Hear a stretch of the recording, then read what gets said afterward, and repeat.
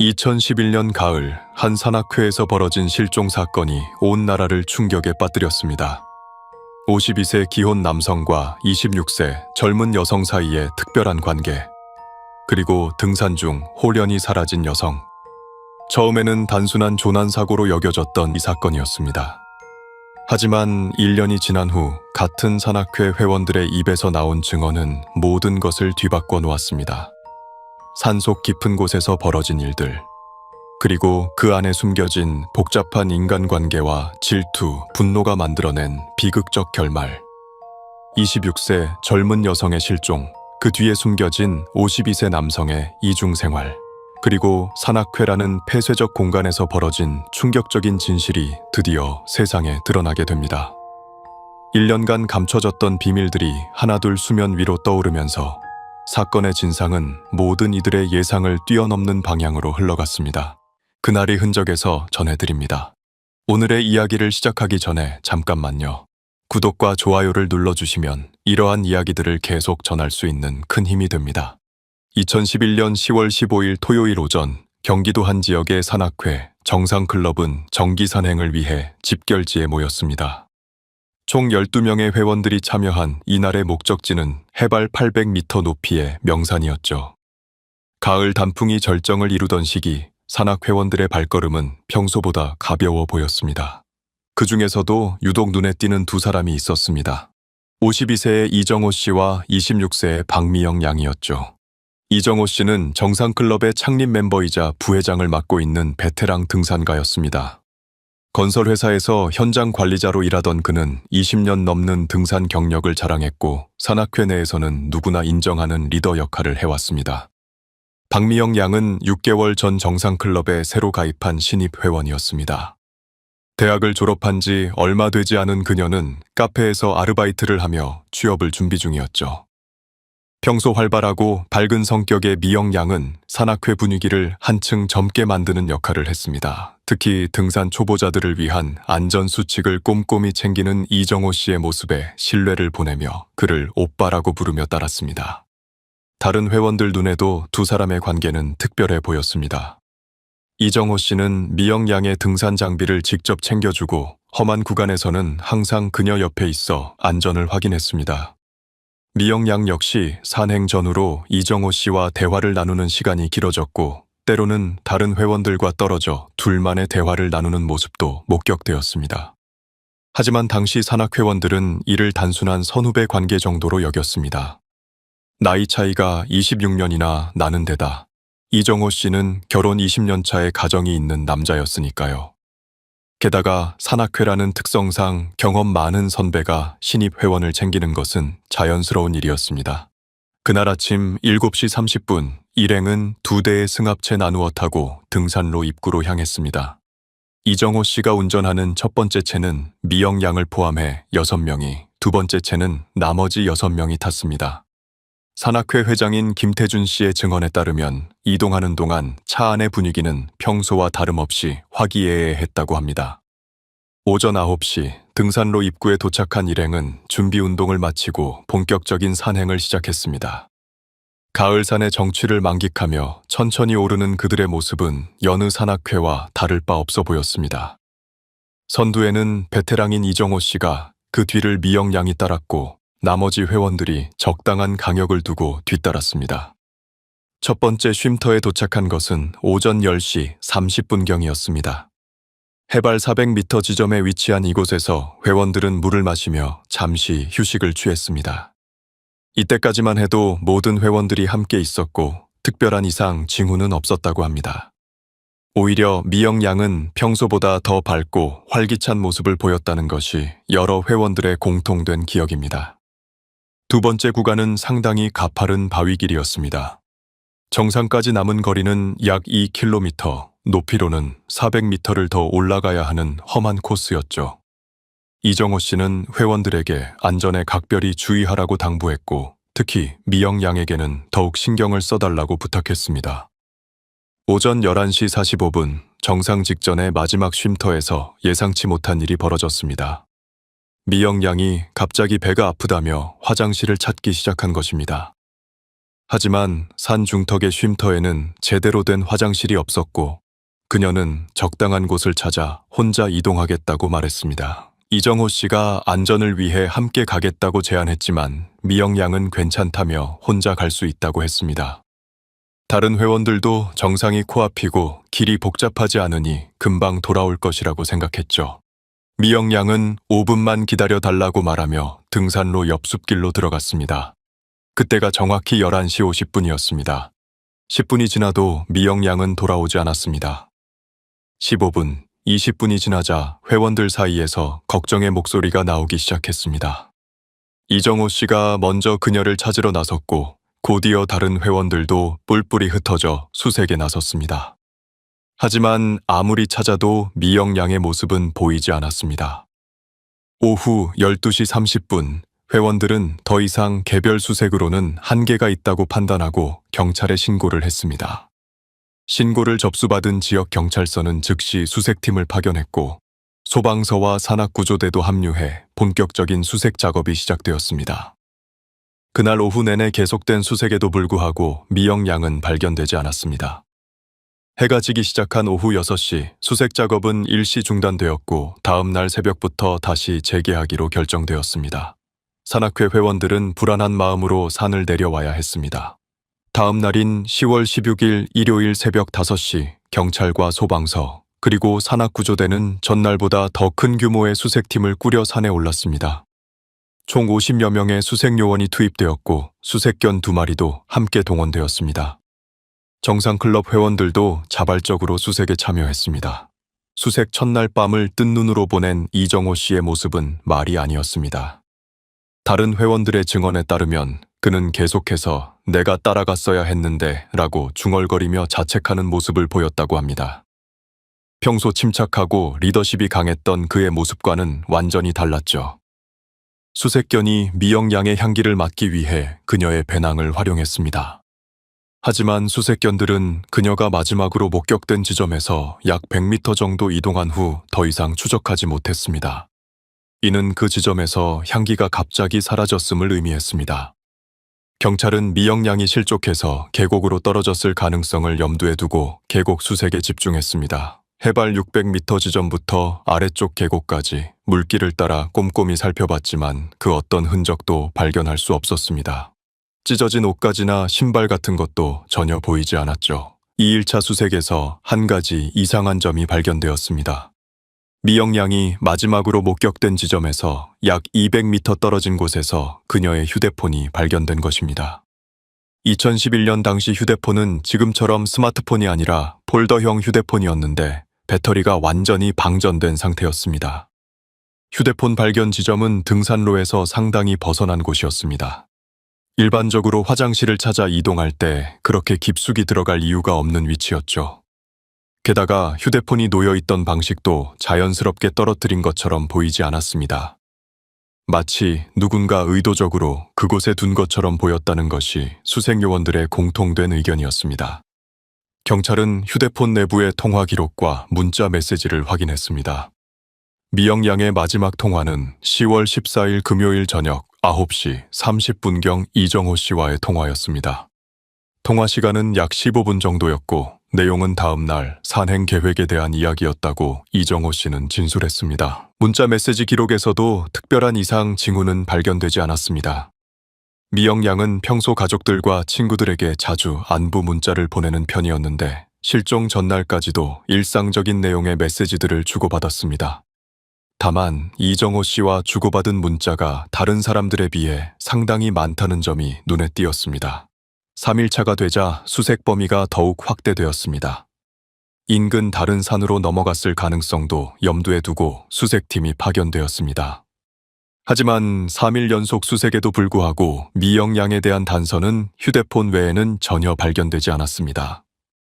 이때부터 경찰의 수사 방향이 조금씩 바뀌기 시작했습니다. 단순한 실족이나 조난 사고가 아닐 수도 있다는 의심이 들기 시작한 것이죠. 특히 휴대폰이 발견된 지점이 너무 부자연스럽다는 점이 수사진을 의심스럽게 만들었습니다. 경찰은 정상클럽 회원들을 대상으로 본격적인 조사를 시작했습니다. 각자 개별적으로 불러서 그날의 상황을 자세히 물어봤습니다. 미영 양과 이정호 씨의 관계에 대해서도 구체적으로 질문하기 시작했죠. 회원들의 증언을 종합해보면 미영 양과 이정호 씨는 확실히 다른 회원들과는 다른 특별한 관계였습니다. 두 사람은 산행이 없는 날에도 종종 만나서 등산 연습을 했고, 때로는 둘이서만 작은 산에 오르기도 했습니다. 하지만 대부분의 회원들은 이를 순수한 등산 취미 활동 정도로 이해하고 있었습니다. 그런데 수사가 진행되면서 몇 가지 의문스러운 점들이 드러나기 시작했습니다. 우선 이정호 씨의 아내는 남편이 미영 양과 개인적으로 만나는 것에 대해 전혀 모르고 있었다는 것입니다. 이정호 씨는 아내에게 산악회 전체 모임이라고만 말했지 특정 개인과 만난다는 이야기는 한 번도 하지 않았습니다. 또한 미영 양의 휴대폰 요금을 이정호 씨가 대신 내주고 있었다는 사실도 밝혀졌습니다. 미영 양이 아르바이트로 생활하는 상황에서 휴대폰 요금이 부담스럽다며 이정호 씨가 자원해서 내주기 시작한 것이었죠. 산악회 내에서도 이 사실을 아는 사람은 거의 없었습니다. 미영 양의 가족들도 경찰 조사를 받았습니다. 부모님과 동생의 증언에 따르면 미영 양은 최근 몇 개월 동안 평소보다 화장을 진하게 하고 옷차림에도 신경을 많이 쓰는 모습을 보였다고 합니다.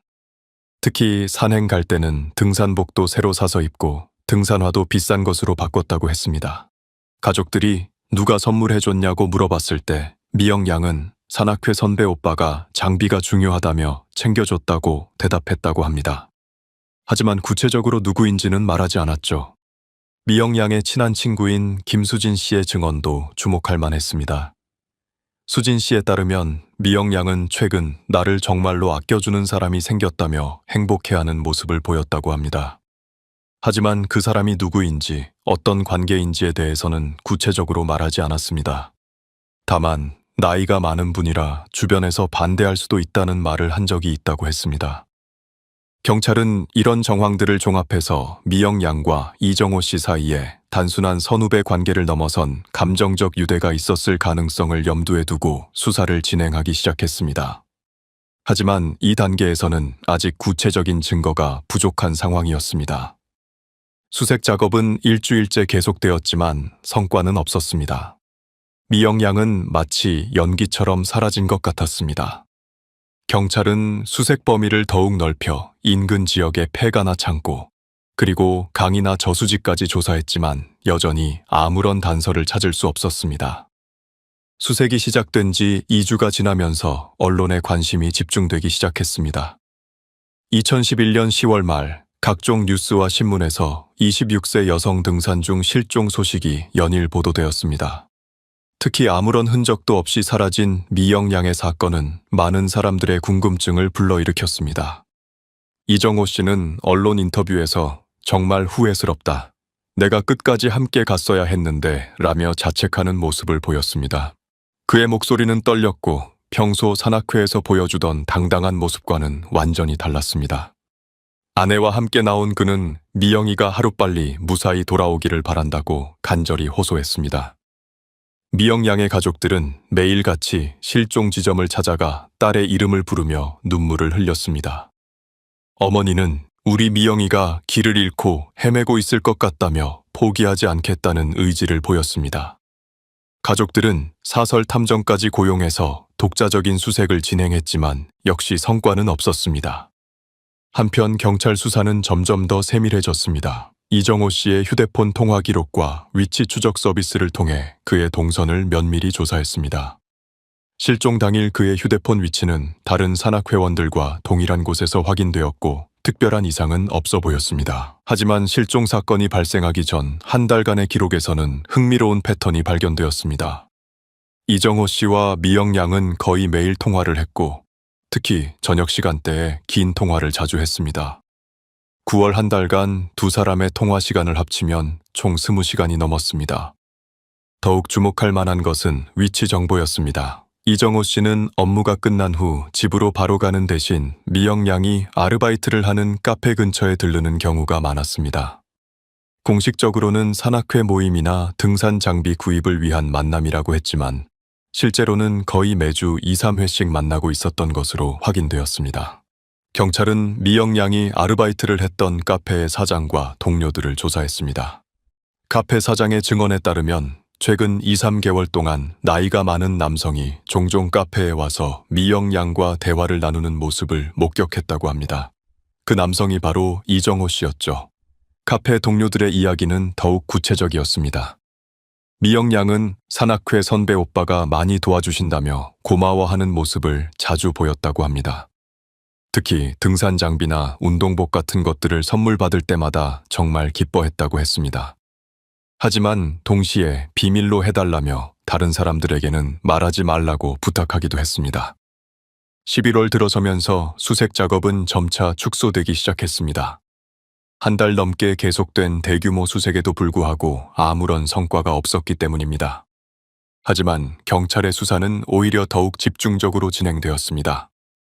경찰은 이정호 씨의 집과 차량을 정밀 수색했습니다. 법원에서 발부받은 압수수색 영장을 통해 그의 개인 소지품들을 조사한 것입니다. 차량의 트렁크와 블랙박스, 집안의 컴퓨터와 서류들까지 꼼꼼히 살펴봤습니다. 수색 과정에서 몇 가지 흥미로운 물건들이 발견되었습니다. 이정호 씨의 집 서재에서 미영 양이 보낸 손편지 3통이 나왔습니다.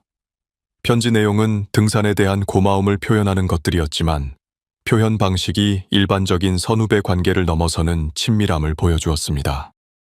특히 9월에 쓰인 편지에는 오빠 덕분에 요즘 너무 행복해요. 이런 기분은 처음이에요. 라는 문구가 있었습니다. 또 다른 편지에는 다른 사람들은 이해하지 못할 수도 있지만 우리 사이는 정말 특별한 것 같아요. 라는 내용도 있었습니다. 이정호 씨의 컴퓨터에서는 미영 양과 주고받은 이메일들이 발견되었습니다.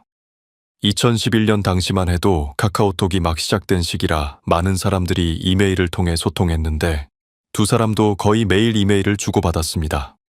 이메일 내용들을 살펴보면 처음에는 등산 관련 정보 공유나 산악회 일정에 대한 이야기가 대부분이었습니다.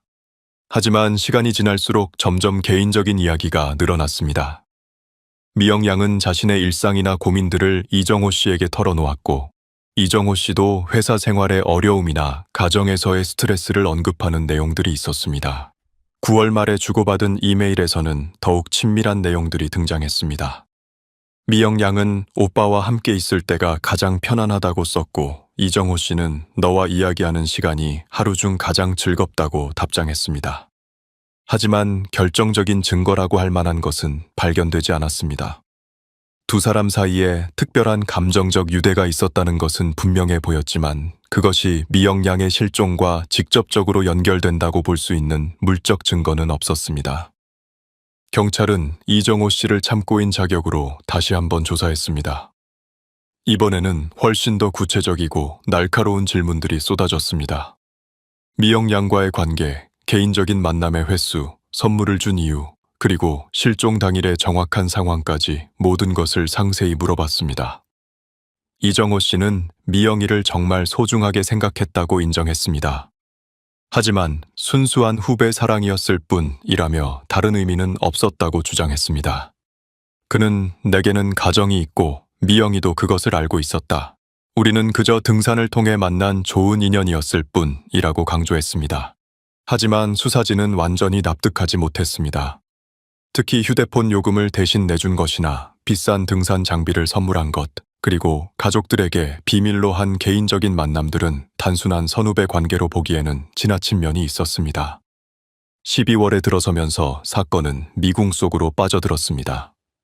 2개월 넘는 수사에도 불구하고 미영 양의 행방은 여전히 오리무중이었고 사건의 실체도 명확하게 드러나지 않았습니다. 언론의 관심도 점차 줄어들었고 사람들의 기억에서도 서서히 잊혀져 가는 듯했습니다. 하지만 미영 양의 가족들은 포기하지 않았습니다. 매주 실종 지점을 찾아가 수색을 계속했고 전국 각지의 병원이나 보호시설에 딸의 사진을 들고 다니며 확인 작업을 했습니다. 그들에게는 딸이 어딘가에서 살아있다는 희망을 놓을 수 없었습니다. 2012년 새해가 밝았지만 미영 양의 실종 사건은 여전히 해결되지 않았습니다. 3개월이 지난 시점에서 경찰은 사건을 장기 미제 사건으로 분류하고 담당 수사관을 축소 배치했습니다. 하지만 완전히 포기한 것은 아니었습니다. 새로운 단서가 나올 때마다 즉시 수사를 재개할 준비는 되어 있었죠. 정상클럽 산악회는 사실상 해체 수순을 밟았습니다. 미영 양의 실종 이후 회원들 사이에 묘한 분위기가 흘렀고 정기 산행도 취소되는 경우가 많았습니다. 특히 이정호 씨는 거의 참석하지 않았고 다른 회원들도 서로를 대하는 것이 불편해졌습니다. 이정호 씨의 일상에도 큰 변화가 찾아왔습니다. 회사에서는 사건과 관련된 소문들이 돌기 시작했고 그의 아내 역시 남편을 바라보는 시선이 예전과 달라졌습니다. 비록 법적으로 문제가 된 것은 없었지만 주변 사람들의 시선은 결코 곱지 않았습니다. 2012년 3월 뜻밖의 제보가 경찰서로 들어왔습니다. 미영 양과 비슷한 체격의 여성이 서울 근교 한 지역에서 목격되었다는 신고였습니다. 신고자는 편의점 사장으로 며칠 전 자신의 가게에 온 여성이 실종된 미영 양과 매우 비슷하게 생겼다고 주장했습니다. 경찰은 즉시 해당 지역으로 출동해 CCTV를 확인했습니다. 하지만 화질이 좋지 않은 2012년 당시의 보안 카메라로는 정확한 신원 확인이 어려웠습니다. 여성의 키나 체격은 미영 양과 비슷해 보였지만 얼굴은 선명하게 보이지 않았습니다. 경찰은 주변 상가와 주민들을 대상으로 추가 조사를 실시했습니다. 몇몇 사람들이 그런 여성을 본 것 같다고 증언했지만 구체적인 정보는 얻을 수 없었습니다. 결국 이 제보도 확실한 단서로 이어지지는 못했습니다. 4월에는 또 다른 제보가 들어왔습니다. 이번에는 미영 양의 고등학교 동창이라고 주장하는 사람으로부터였습니다. 그는 부산의 한 카페에서 미영이와 똑같이 생긴 여성을 봤다며 확신한다고 말했습니다. 미영 양의 가족들은 희망을 품고 직접 부산까지 내려갔습니다. 하지만 해당 카페를 찾아가 확인한 결과 그곳에서 일하는 직원은 미영 양과는 전혀 다른 사람이었습니다. 단지 뒤에서 본 모습이 비슷했을 뿐이었죠. 이런 식의 허위 제보들이 계속 이어졌습니다. 전국 각지에서 미영 양을 봤다는 신고가 들어왔지만 확인해보면 모두 다른 사람들이었습니다.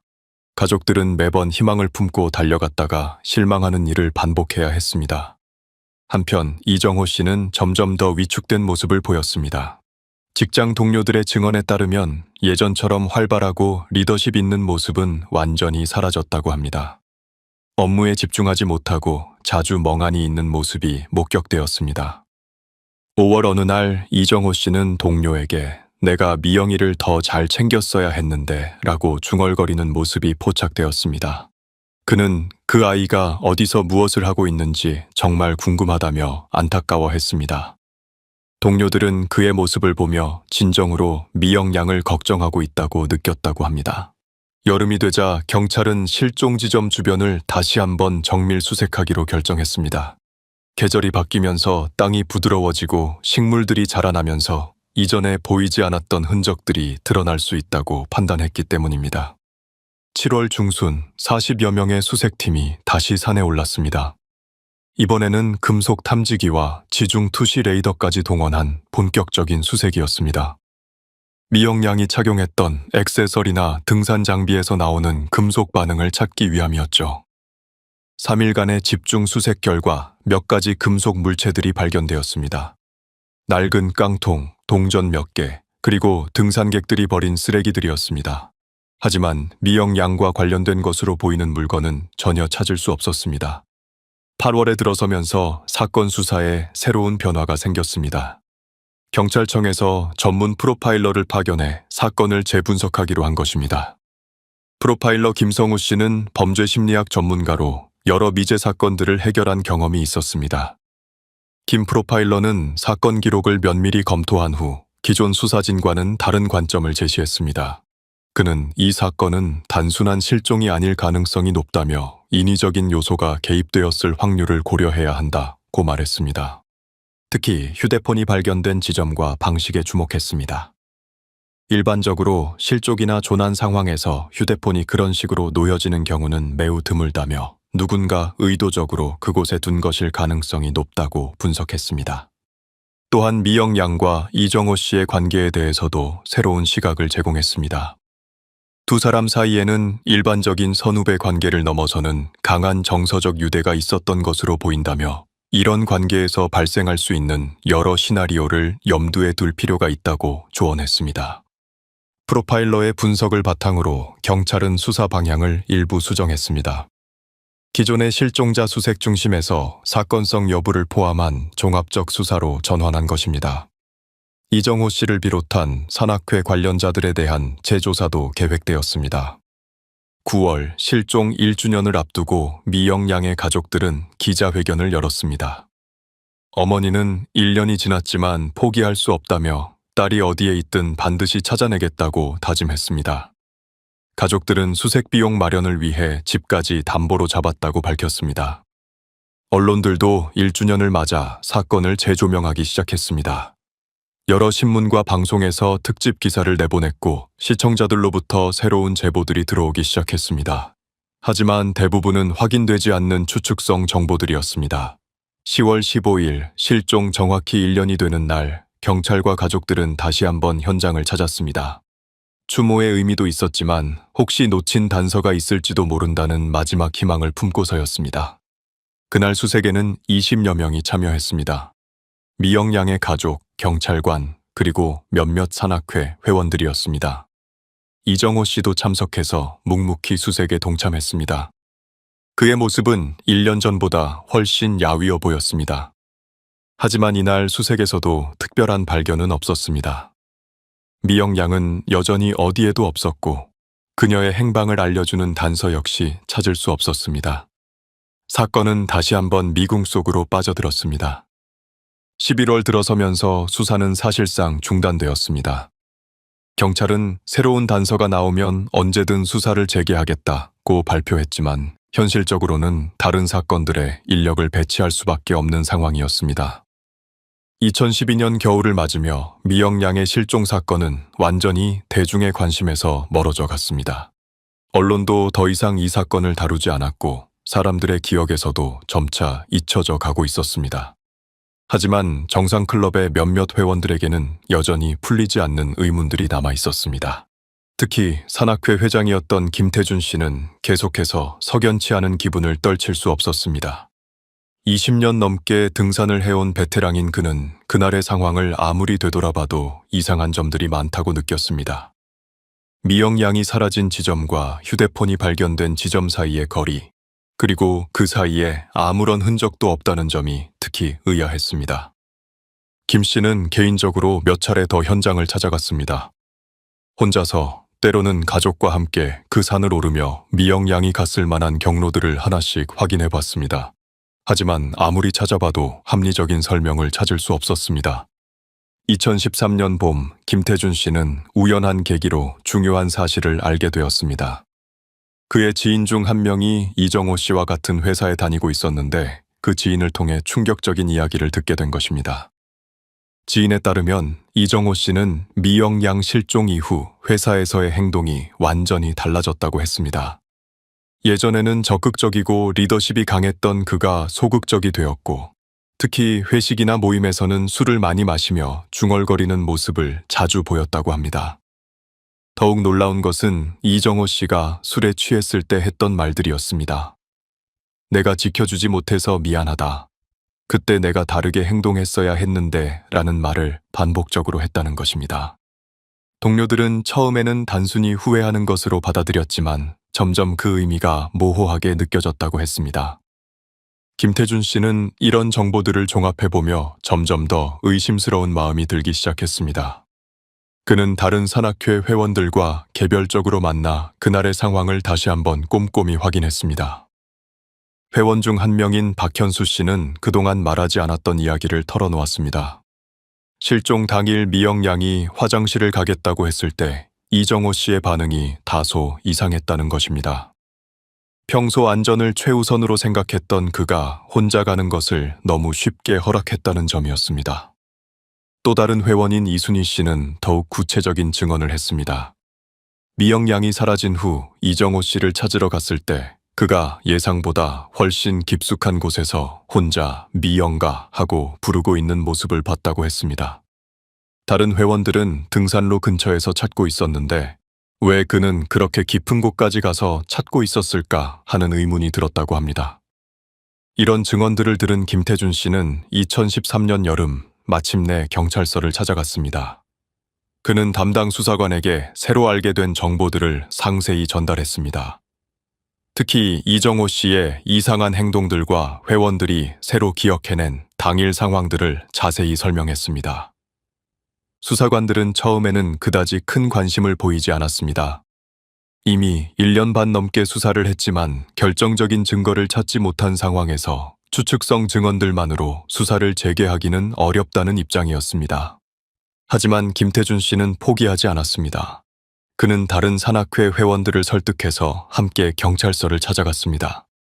총 5명의 회원이 각각 진술서를 작성했고 그동안 말하지 못했던 의문점들을 상세히 기록했습니다.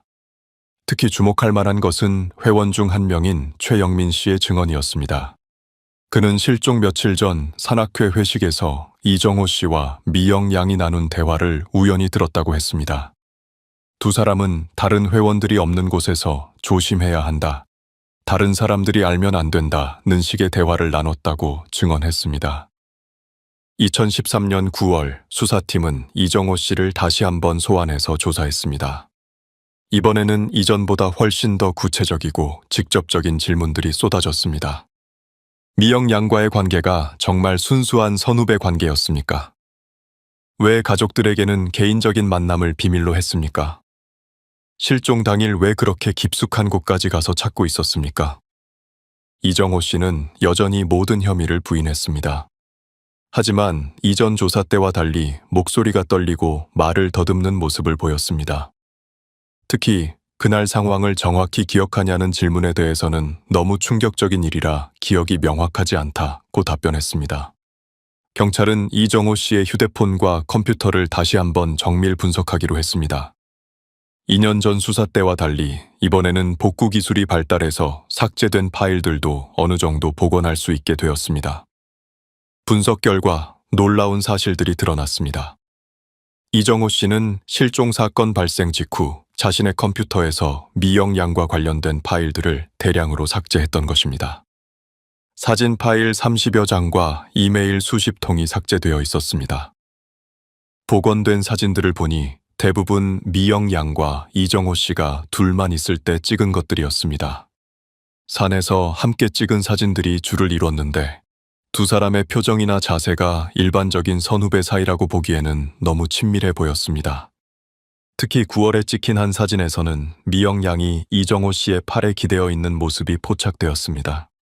배경을 보니 산악회 정기 모임이 아닌 둘만의 개인적인 등산에서 찍힌 것으로 보였습니다. 삭제된 이메일들도 중요한 단서가 되었습니다. 특히 실종 일주일 전에 주고받은 이메일에는 상당히 예민한 내용들이 포함되어 있었습니다. 미영 양이 보낸 이메일에는 요즘 너무 힘들어요. 이런 관계가 계속 이어져도 될까요? 라는 내용이 있었습니다. 또한 주변 사람들이 눈치채는 것 같아서 불안해요. 라는 문구도 발견되었습니다. 이정호 씨의 답장에는 조금만 더 참아달라. 곧 좋은 방법을 찾을 테니까 라는 내용이 있었습니다. 그리고 다른 사람들에게는 절대 들키면 안 된다는 강한 당부의 말도 포함되어 있었습니다.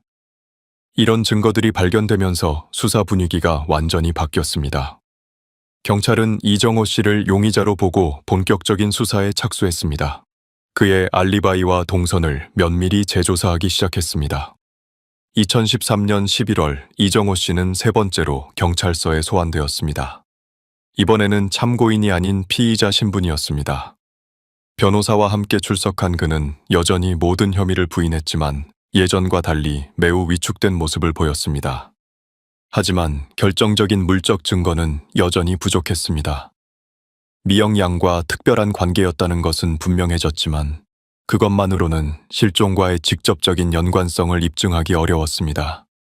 수사는 또 다시 교착 상태에 빠졌습니다. 그런데 2013년 12월 뜻밖의 전화 한 통이 수사에 새로운 전기를 마련했습니다. 정상클럽의 전 회원이었던 한 사람이 더 이상 숨길 수 없다며 경찰서에 연락을 해온 것입니다. 2013년 12월 20일 정상클럽의 전 회원이었던 조민석 씨가 경찰서로 전화를 걸어왔습니다. 45세의 조 씨는 미영 양이 실종되기 한 달 전에 개인적인 사정으로 산악회를 탈퇴한 인물이었습니다. 그는 떨리는 목소리로 더 이상 양심상 숨기고 있을 수가 없다며 중요한 정보를 알고 있다고 말했습니다.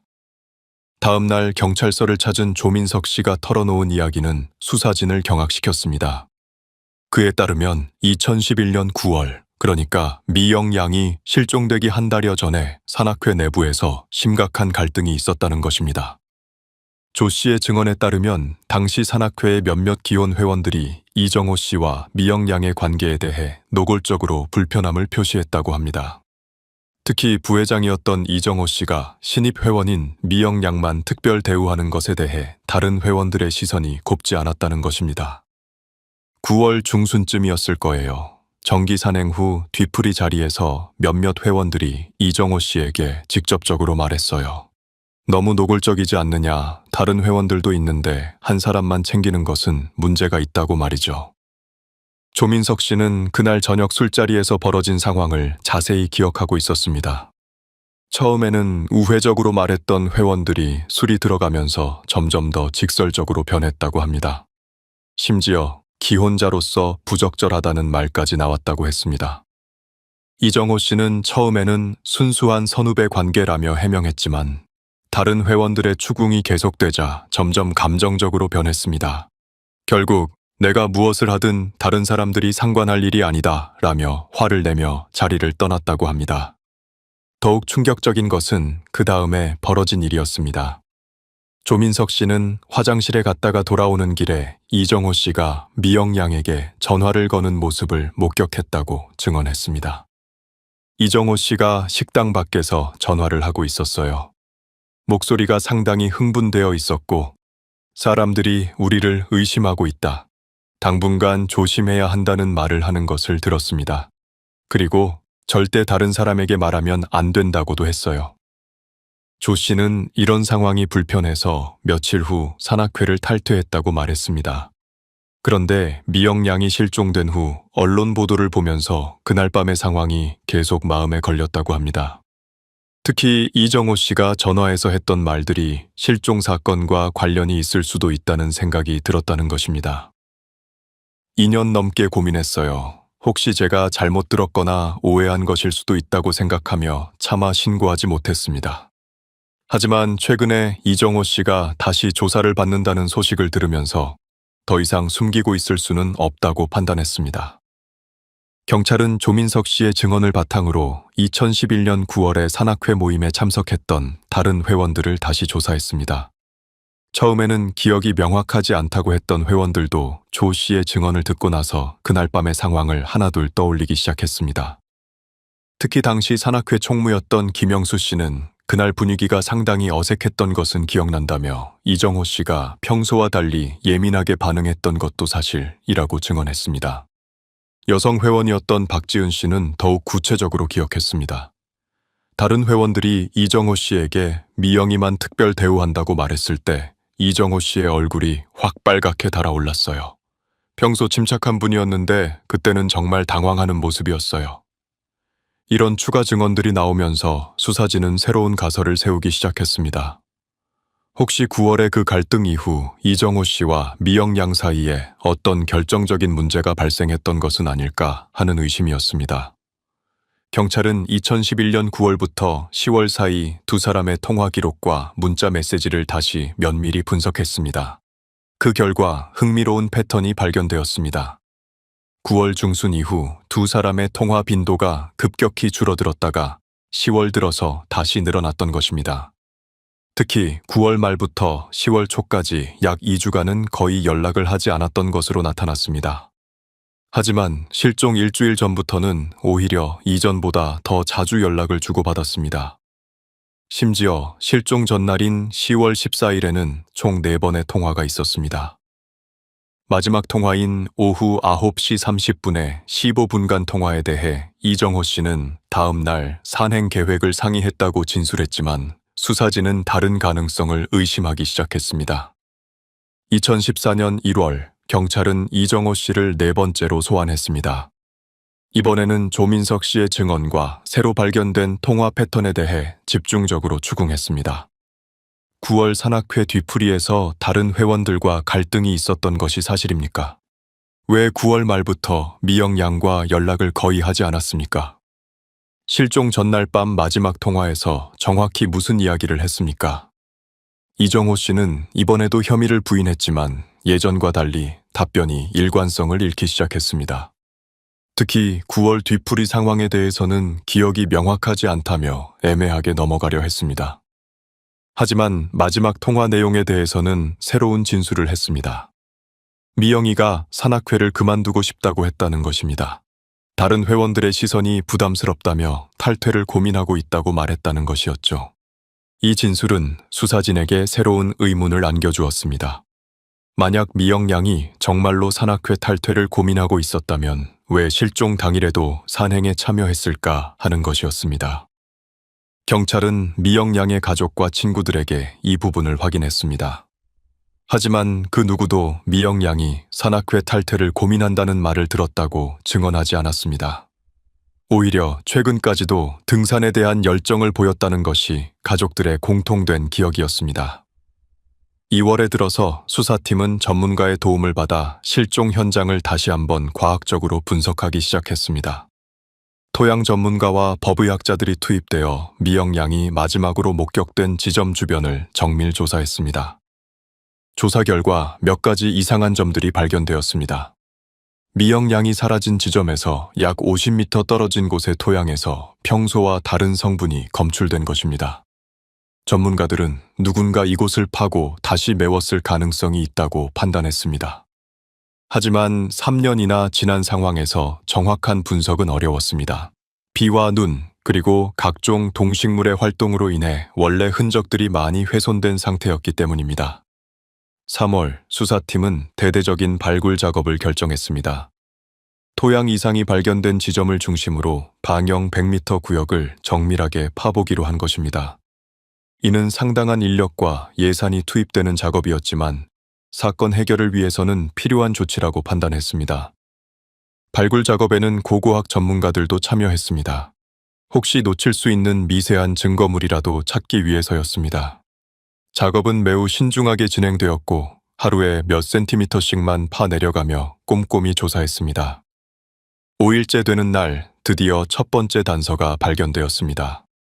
지하 약 80cm 깊이에서 헤어핀 하나가 나온 것입니다. 미영 양의 가족이 확인한 결과 그녀가 평소 즐겨 사용하던 것과 동일한 디자인이었습니다. 이 발견으로 수사진의 확신이 더욱 강해졌습니다. 발굴 작업은 더욱 집중적으로 진행되었고 헤어핀이 발견된 지점 주변을 중심으로 범위를 확대했습니다. 그로부터 이틀 후인 3월 12일 마침내 결정적인 발견이 이루어졌습니다. 2014년 3월 12일 오후 2시 30분 발굴 현장에서 수사관들의 긴장된 목소리가 울려 퍼졌습니다. 헤어핀이 발견된 지점에서 불과 30cm 더 깊은 곳에서 사람의 뼈 일부가 발견된 것입니다. 즉시 발굴 작업이 중단되었고 법의학 전문가들이 현장으로 급히 출동했습니다. 국립과학수사연구원에서 파견된 법의학자들은 매우 신중하게 작업을 진행했습니다. 3년이라는 시간이 지나면서 많은 증거들이 자연 분해되었지만 그래도 신원 확인에 필요한 흔적들을 찾을 수 있었습니다. 특히 치아와 몇 가지 개인 소지품들이 보존 상태가 양호했습니다. 3일간의 정밀한 발굴과 수습 작업 끝에 신원이 확인되었습니다. DNA 검사 결과 발견된 유해는 박미영 양의 것이 맞았습니다. 2년 5개월 만에 그녀의 행방이 드디어 확인된 것이었습니다.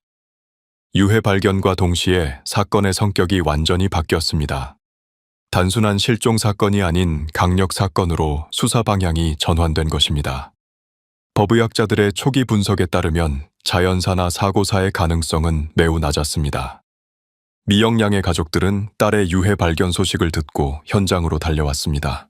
2년 넘게 딸이 살아있을 것이라는 희망을 품고 있었던 어머니는 그 자리에서 주저앉아 오열했습니다. 우리 미영이가 이런 곳에 혼자 있었다니 라며 가슴을 치며 울부짖었습니다. 경찰은 즉시 이정호 씨를 긴급 체포했습니다. 유해 발견 지점이 그가 실종 당일 미영 양을 찾는다며 혼자 들어갔던 곳과 일치했기 때문입니다. 또한 그동안 수집된 정황 증거들과 증언들이 모두 그를 가리키고 있었습니다. 체포 당시 이정호 씨는 억울하다며 강하게 부인했습니다. 하지만 유해가 발견된 지점과 그의 진술 사이의 모순점들이 하나둘 드러나면서 변명의 여지가 줄어들기 시작했습니다. 본격적인 수사가 시작되면서 그동안 밝혀지지 않았던 진실들이 속속 드러났습니다. 우선 법의학 검사 결과 미영 양이 외부의 강한 힘에 의해 목숨을 잃었다는 사실이 확인되었습니다.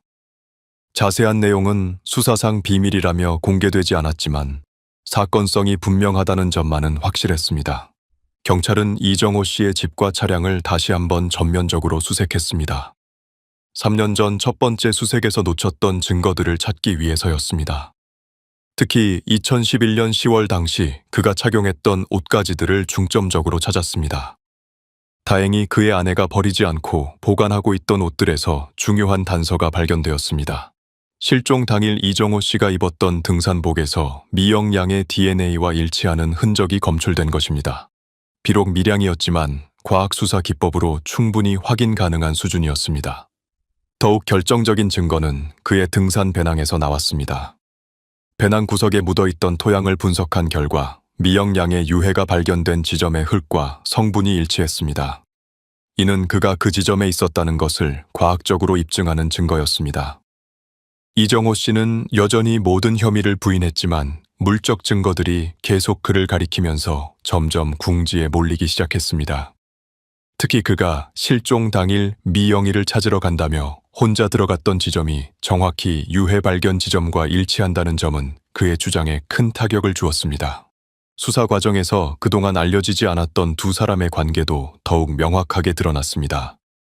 복원된 이메일들과 휴대폰 메시지들을 종합하면 두 사람은 일반적인 선후배 관계를 넘어선 깊은 감정적 유대를 나누고 있었습니다. 특히 2011년 8월부터 9월 사이에 주고받은 메시지들을 보면 미영 양은 이 관계로 인해 상당한 고민에 빠져 있었던 것으로 보입니다. 이런 관계가 옳은 것인지 모르겠다, 주변 사람들에게 들킬까봐 무섭다는 내용의 메시지들이 여러 차례 발견되었습니다. 이정호 씨 역시 마찬가지였습니다. 그는 가정을 지켜야 한다는 것은 알지만 너와 헤어지고 싶지 않다는 식의 메시지를 보냈고 조금만 더 시간을 달라며 미영 양을 설득하려 했던 것으로 나타났습니다. 결정적인 전환점은 9월 중순 산악회 뒤풀이에서의 갈등이었습니다. 조민석 씨와 다른 회원들의 증언을 종합하면 그날 밤 이후 두 사람의 관계에 큰 변화가 생겼던 것으로 보입니다.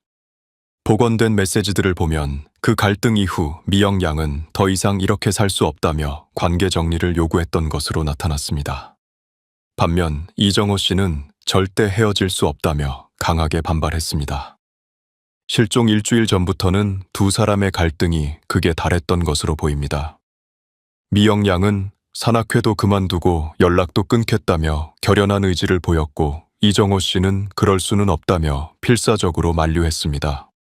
실종 전날인 10월 14일 마지막 통화에서는 두 사람이 격렬하게 다툰 것으로 추정됩니다. 통화 시간은 15분이었지만 통화 직후 이정호 씨가 집에서 불안해하는 모습을 아내가 목격했다는 증언이 나왔습니다. 수사가 진전되면서 실종 당일의 정확한 상황도 재구성되기 시작했습니다. 경찰의 추정에 따르면 미영 양이 화장실을 찾아 숲으로 들어간 후 이정호 씨가 뒤따라갔고 그곳에서 두 사람 사이에 격렬한 다툼이 벌어진 것으로 보입니다. 목격자들의 증언을 종합하면 이정호 씨는 다른 회원들에게 미영이를 찾으러 간다고 말한 후 약 40분 동안 자리를 비웠습니다. 그가 돌아왔을 때는 평소와 달리 상당히 당황한 모습이었다고 여러 회원들이 증언했습니다. 특히 그가 미영이가 보이지 않는다며 수색을 제안했을 때 목소리가 떨리고 손을 계속 떨었다는 증언이 여러 명으로부터 나왔습니다. 당시에는 실종 상황에 대한 충격으로 여겨졌지만 지금 돌아보니 다른 이유였을 가능성이 높아 보였습니다. 4월에 들어서면서 이정호 씨에 대한 구속영장이 청구되었습니다. 검찰은 충분한 증거가 확보되었다고 판단하고 본격적인 기소 준비에 들어갔습니다. 2014년 4월 25일 법원에서 이정호 씨의 구속영장이 발부되었습니다. 판사는 증거인멸과 도주의 우려가 있고 피해자를 고의로 해하여 사망에 이르게 했다는 강한 혐의가 인정된다며 구속을 결정했습니다. 52세의 이정호 씨는 마침내 교도소 구치소에 수감되었습니다. 구속 이후 이정호 씨의 태도에 변화가 나타나기 시작했습니다. 그동안 모든 혐의를 강하게 부인하던 그였지만 변호사와의 상담 과정에서 점차 현실을 받아들이기 시작한 것으로 보였습니다. 특히 과학적 증거들이 하나둘 확정되면서 더 이상 부인하기 어려운 상황이 되었습니다. 5월 초 이정호 씨는 변호사를 통해 부분적인 사실 인정 의사를 밝혔습니다. 하지만 여전히 고의성은 부인했습니다. 그는 미영이와 다툼은 있었지만 고의로 해하려 한 것은 아니었다며 우발적 사고였다고 주장했습니다. 검찰은 이정호 씨의 주장을 받아들이지 않았습니다. 유해 발견 지점의 상황과 은폐 정황 등을 종합할 때 계획적이고 의도적인 범행이었다고 판단했습니다. 특히 실종 신고 후 그가 보인 행동들이 진정한 걱정이 아닌 연기였다는 점을 강조했습니다. 6월에 들어서면서 이 사건은 다시 한번 사회적 관심을 끌었습니다. 3년 만에 진실이 밝혀진 것에 대해 언론들이 집중 보도하기 시작한 것입니다. 특히 산악회라는 건전한 모임 안에서 벌어진 비극적 사건에 많은 사람들이 충격을 받았습니다. 미영 양의 가족들은 기자회견을 열어 심정을 토로했습니다. 어머니는 3년 동안 딸이 살아있을 것이라는 희망을 품고 기다렸는데 이런 끔찍한 진실을 알게 되어 너무 고통스럽다며 눈물을 흘렸습니다. 하지만 동시에 진실이 밝혀져서 다행이다. 이제라도 딸을 제대로 보내줄 수 있게 되었다고 말했습니다. 한편 정상클럽의 다른 회원들도 충격을 감추지 못했습니다. 함께 산을 오르며 우정을 나눴다고 생각했던 동료가 그런 끔찍한 일을 저질렀다는 사실을 받아들이기 어려워했습니다. 특히 김태준 회장은 내가 더 일찍 이상한 점들을 눈치챘어야 했는데 라며 자책하는 모습을 보였습니다. 7월, 검찰은 이정호 씨를 살인죄로 기소했습니다. 기소장에 따르면 그는 2011년 10월 15일 산에서 피해자와 다툼 과정에서 고의로 피해자를 해쳐 사망에 이르게 하고 증거인멸을 위해 시신을 은닉했다는 혐의였습니다. 첫 공판이 열린 것은 8월 20일이었습니다. 법정에는 미영 양의 가족들과 정상클럽 회원들 그리고 많은 방청객들이 몰렸습니다. 이정호 씨는 검은 양복을 입고 법정에 섰지만 3년 전에 당당했던 모습은 완전히 사라져 있었습니다. 재판에서 핵심 쟁점은 고의성 여부였습니다. 이정호 씨의 변호인은 일시적 격정에 의한 우발적 사고라며 살인죄가 아닌 과실치사로 봐야 한다고 주장했습니다. 반면 검찰은 계획적이고 의도적인 범행이라며 무거운 처벌을 요구했습니다. 재판 과정에서 그동안 알려지지 않았던 세부 사실들이 공개되었습니다. 특히 실종 당일 두 사람이 나눈 마지막 대화의 내용이 어느 정도 재구성되었습니다. 목격자들의 증언과 복원된 메시지들을 종합하면 미영 양은 그날 이정호 씨에게 관계 정리를 확실히 통보했던 것으로 보입니다. 더 이상 이런 관계를 지속할 수 없다. 산악회도 그만두고 연락도 끊겠다는 의사를 분명히 전달했다고 추정됩니다. 이정호 씨는 이런 미영 양의 결정을 받아들이지 못했습니다. 그는 그럴 수는 없다. 내가 허락할 수 없다며 강하게 반발했고 이 과정에서 돌이킬 수 없는 일이 벌어진 것으로 보입니다. 9월에 열린 두 번째 공판에서는 조민석 씨를 비롯한 산악회 회원들이 증인으로 출석했습니다. 그들의 증언은 사건 당일의 상황과 두 사람의 관계를 이해하는 데 중요한 단서가 되었습니다. 특히 조민석 씨는 9월 뒤풀이에서 목격한 상황을 상세히 증언했습니다. 이정호 씨가 미영 양에게 전화하면서 절대 다른 사람에게 말하면 안 된다고 강조하는 모습을 봤다며 당시에는 단순한 주의사항인 줄 알았지만 지금 생각해보니 뭔가 숨기려는 의도가 있었던 것 같다고 말했습니다. 10월, 법의학 전문가의 증언도 있었습니다. 전문가는 피해자의 상태와 발견 상황으로 볼 때 우발적 사고의 가능성은 매우 낮다며 의도적인 행위에 의한 결과로 봐야 한다고 증언했습니다. 11월에는 이정호 씨 본인이 증인석에 섰습니다. 그는 떨리는 목소리로 정말 미안하다. 내가 감정을 제대로 조절하지 못해서 벌어진 일이라며 사과했습니다. 하지만 여전히 고의성은 부인했습니다. 미영이가 갑자기 관계를 끝내겠다고 하니까 너무 당황스럽고 화가 났어요. 하지만 해하려고 한 것은 절대 아니었습니다. 순간적으로 감정을 조절하지 못해서 일어난 일입니다. 하지만 검사의 반대 신문에서 그의 진술에 여러 모순점들이 드러났습니다. 특히 사건 후 은닉 과정에서 보인 행동들이 단순한 당황 상태로는 설명되지 않는다는 점이 지적되었습니다.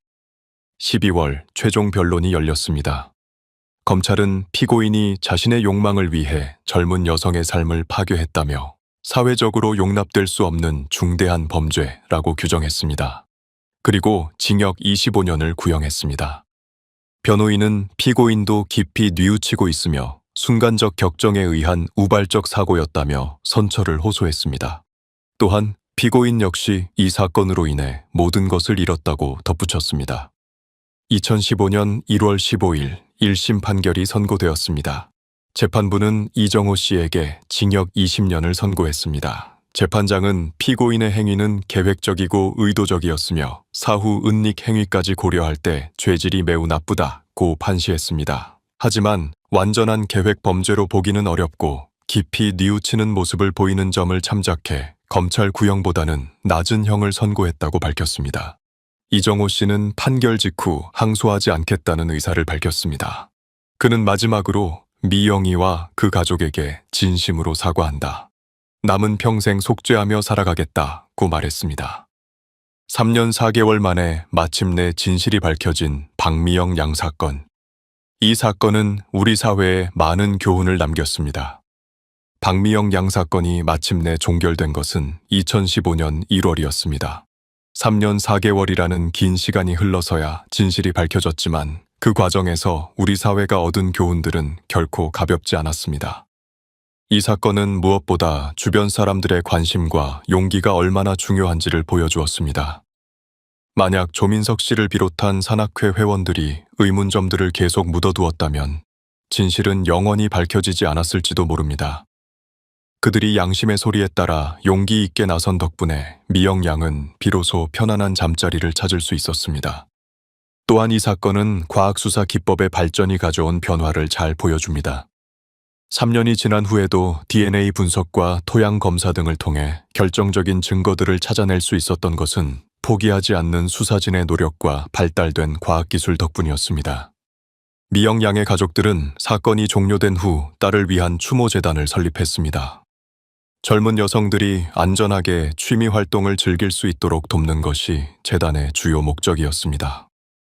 특히 산악회나 동호회 활동 시 주의해야 할 점들을 교육하고 위험 상황에 대처하는 방법을 알리는 캠페인을 지속적으로 전개했습니다. 정상클럽은 해체되었지만 남은 회원들은 새로운 모임을 만들어 건전한 등산 문화를 이어가고 있습니다. 그들은 매년 미영 양의 기일에 추모 산행을 진행하며 안전한 산악 활동의 중요성을 되새기고 있습니다. 이 사건을 통해 등산 동호회들의 운영 방식에도 변화가 생겼습니다. 많은 산악회들이 회원 간 개인적 만남에 대한 가이드라인을 만들었고, 특히 성별이나 연령이 다른 회원들 간의 관계에서 주의해야 할 점들을 명문화했습니다. 경찰 수사 시스템에도 개선이 이루어졌습니다. 실종 사건 발생 시 초기 골든타임의 중요성이 더욱 강조되었고, 실종자와 관련된 인물들의 관계 분석을 더욱 체계적으로 진행하도록 매뉴얼이 개정되었습니다. 무엇보다 이 사건은 우리 모두에게 인간관계에서의 경계와 존중의 중요성을 일깨워 주었습니다. 상대방의 의사를 존중하지 않는 일방적인 감정 표현이 얼마나 위험한 결과를 낳을 수 있는지를 보여준 안타까운 사례였습니다. 26세의 젊은 나이에 세상을 떠난 박미영 양. 그녀가 꿈꾸었던 평범하고 행복한 일상은 한 사람의 잘못된 선택으로 인해 영원히 사라져버렸습니다. 하지만 그녀의 죽음이 헛되지 않도록 우리 사회는 더 안전하고 건전한 문화를 만들어가기 위해 노력하고 있습니다. 진실은 때로 늦게 밝혀질 수 있지만 결코 영원히 묻히지는 않습니다. 정의는 반드시 실현되며 우리 모두의 관심과 노력이 있을 때 더욱 빠르게 이루어질 수 있습니다. 그날의 흔적은 앞으로도 세상이 기억해야 할 사람들의 이야기를 전하겠습니다. 구독과 좋아요는 그 기억을 더 멀리 퍼뜨리는 힘이 됩니다. 시청해 주셔서 감사합니다.